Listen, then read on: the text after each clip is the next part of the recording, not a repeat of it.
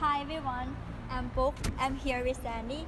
Sandy, where are you from? I am from Taiwan. When was the last time you go on your vacation and where did you go? I went to Japan during my winter vacation last year. What are you concerned the most when choosing your travel destination? The most thing that concerns me the most is the security in the area where I will be staying, because like during the nighttime it might get dark and I will feel insecure if it's really dark and there's no like cameras around. But if there's lights, a lot of lights and cameras around, I will feel more safe as a girl. When you're planning to go to Japan, do you have any research on social media? Yes, I research on Facebook and TripAdvisor and see which places are the most popular and which places has the most review and which places are the ones that I have to go visit. So I do a lot of research before I plan my trip to Japan. When you travel, do you prefer to go by yourself or with your friend or your family? When I travel, I prefer to travel with my friends because we have the similar like hobbies and then we will have more fun together. But if it's with my family, there's kind of a restriction on what I can do. For example, I cannot go on a roller coaster with my parents because they are afraid of heights. So I kind of prefer to go with my friends because they will be willing to do like exciting stuff with me. And that means you participate in extreme sport like skydiving or bungee jumps? Skydiving I haven't tried yet, but I want to try skydiving someday with my friends if I have the money. Did you find any culture shock in Japan or other country that you have been visited? Can you explain?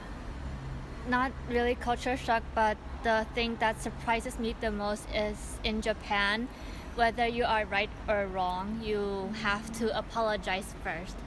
So that's kind of not my culture, but it kind of scared me a bit because if you're wrong, you apologize. That is okay, but if you're right and you apologize, there's no meaning. But in Japan, they have to apologize no matter whether you are right or wrong. So that scares me like a bit. What are things considered taboo in your country or society? There are a lot of things that are considered taboo in my country. There's too many taboos. Can you give me an example?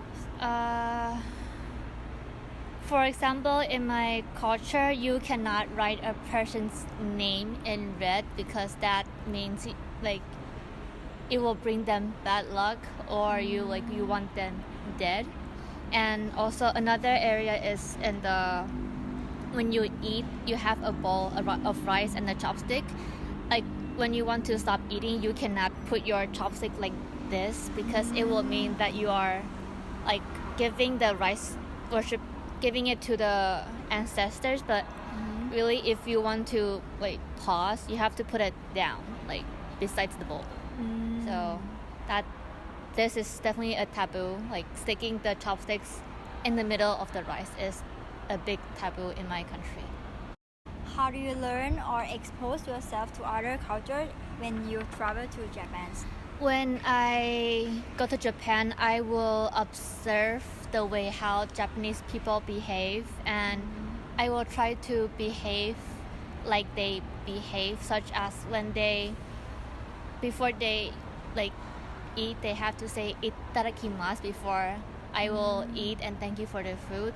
And after they eat, they also have to say gochisousama. That means thank you for the meal. So I try to do that as well while I'm in Japan. Is there any practice in Japanese culture that you find uncomfortable or contrary to your culture? There are actually three things that are pretty contradicting to my culture. The first one is, as I've mentioned before, apologizing first no matter what. And the second one is taking out. Like in Thailand, you can take out the food from the restaurant, but if you don't finish it. But in Japan, they said like no taking out because they don't want to like waste the food and like waste the plastic bag. So it's kind of a way to save the earth in a way. And the third one is, in Japan, if you eat and then walk at the same time, Japanese people will stare at you because that's one of their like kind of taboo. In Japan, they think that if you have a food or drink in your hand, like you have to finish it before you continue walking on, because like they think that if you eat and walk at the same time, you'll get the like your clothes and the streets dirty, and they will have to hire someone to clean up after you.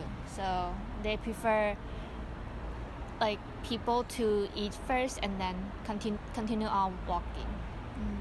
So those are the three things that I find contradicting. Okay. Thank you, Sandy, for your time.